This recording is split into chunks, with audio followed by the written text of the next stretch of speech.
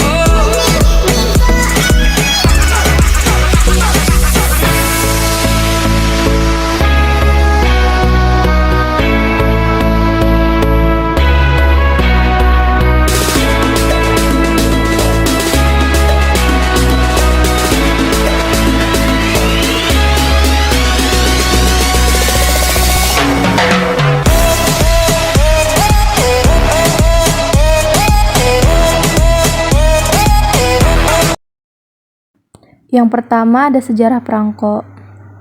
Ini ada pohon lontar. Daun lontar ini yang digunakan alas tulis pada zaman dahulu. Jadi sebelum digunakan, daun lontar ini dimasak terlebih dahulu, setelah matang lalu digunakan untuk media menulis. Ini ada contoh patung penulisan pada daun lontar menggunakan pengutik. Ini ada pacalang, terus ada pedati pos, ada kuda pos, ada kereta pos, dan yang terakhir ada kapal perang VOC. Ini ada beberapa stempel yang digunakan pada zaman dahulu dari zaman VOC sampai Hindia Belanda. Foto yang pertama adalah Sir Rowland Hill, lahir 1795. Beliau adalah pencetus gagasan mengenai pemakaian perangko untuk tanda pelunasan biaya pengiriman surat. Di foto kedua ada Penny Black. Penny Black adalah perangko dunia pertama yang diterbitkan di Inggris tahun 1840. Ini adalah foto kantor pos Batavia atau Jakarta. Kantor pos pertama yang didirikan tahun 1746. Ini adalah perangko Belanda pertama terbit 1852. Lalu foto yang terakhir adalah perangko Hindia Belanda pertama diterbitkan tahun 1864. Ini adalah pembuatan Jalan Pos Raya Anyer Panarukan pada tahun 1809. Yang kedua, proses pembuatan perangko. Ini adalah contoh pembuatan desain perangko yang masih manual. Ini adalah contoh foto pembuatan perangko.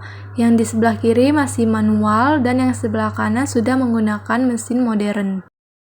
Ini contoh perangko yang sudah ada warnanya. Ini adalah mesin cetak perangko 5 warna dalam bentuk penampang. Ini contoh perangko yang masih hitam putih, ada banteng, badak, dan juga ada kancil. Lalu selanjutnya di ruang penyajian ketiga menyajikan perangko yang berdasarkan periode penerbitannya atau perangko berdasarkan proses penerbitan. Penerbitan yang dimaksud adalah penerbitan yang sudah digunakan sejak tahun 1864 di Indonesia sampai dengan saat ini. Sejak masa pemerintahan Hindia Belanda hingga berlanjut pada masa kependudukan Jepang. Lalu masa setelah Perang Kemerdekaan. Bisa kita lihat di video kami, di ruang pamer ketiga ini menyajikan koleksi perangko saat periode penerbitan sebelum kemerdekaan dan masa perang kemerdekaan. Pada ruang pamer ini terdapat sekitar 60 perangko yang ada sejak tahun 1864 hingga 1949. Lalu kemudian kita beralih ke ruang penyajian keempat. Nah, di ruang penyajian keempat ini ada perangko berdasarkan periode penerbitan sesudah kemerdekaan. Di ruang penyajian keempat ini juga masih menjadi ruang penyajian dari perangko yang berdasarkan periode penerbitannya. Pada ruangan ini ditampilkan keindahan koleksi perangko dari periode 1950 sampai dengan sekarang ini. Terdapat di video, bisa kita lihat sama-sama, terdapat perangko seri Konferensi Asia Afrika, kemudian seri Dekret Presiden, lalu seri satelit Palapa dengan yang lainnya. Pada ruang pamer keempat ini juga menyajikan periode penerbitan sesudah kemerdekaan dengan terdapat sekitar 189 koleksi perangko beserta 26 koleksi perangko souvenir set. Penyajian 5 terdapat koleksi perangko berdasarkan tema. Dalam artian, perangko yang ditampilkan tema yang menarik. Nah, dalam etalase ini terdapat tema pariwisata dan juga kebudayaan.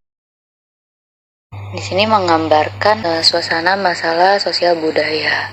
Selanjutnya ada tema flora dan juga fauna. Ini contoh-contoh perangko berdasarkan tema flora dan fauna. Perangko yang ditampilkan memiliki tema yang menarik seperti masalah sosial budaya, kemudian pariwisata, flora dan fauna, kemanusiaan, dan lingkungan hidup lainnya. Nah, di sini juga ada miniatur kantor pos. Lalu selanjutnya ada perangko berdasarkan tema pramuka dan olahraga. Yang pertama berdasarkan tema pramuka. Perangko pertama Republik Indonesia dengan tema pramuka adalah perangko seri Jambore Nasional 1955 yang terdiri dari 5 desain perangko. Perangko-perangko itu mengambil gambar dari kegiatan kepramukaan di Amerika Serikat. Sementara perangko tema pramuka terbaru di Indonesia adalah perangko seri Jambore Kepanduan Sedunia ke-24 di Amerika Serikat pada 2019. Lalu selanjutnya perangko berdasarkan tema olahraga. Indonesia telah menerbitkan sebanyak 5 perangko seri pesta olahraga Asia.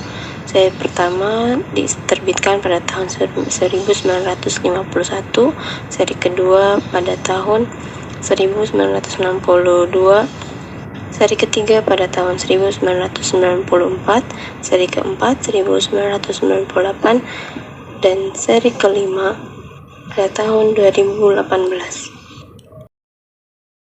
Filateli adalah kegiatan mengumpulkan atau mengkoleksi perangko karena hobi atau kesenangan saja. Perangko itu biasanya digunakan ketika kita mengirimkan surat melalui kantor pos. Nah, tujuan kegiatan filateli apa sih? Kegiatan mengumpulkan perangko dapat meningkatkan pengetahuan umum sebab perangko-perangko yang diterbitkan berbagai negara ini menampilkan gambar-gambar yang variatif berkaitan dengan sejarah, ekonomi, politik, budaya, flora, fauna, dan sebagainya.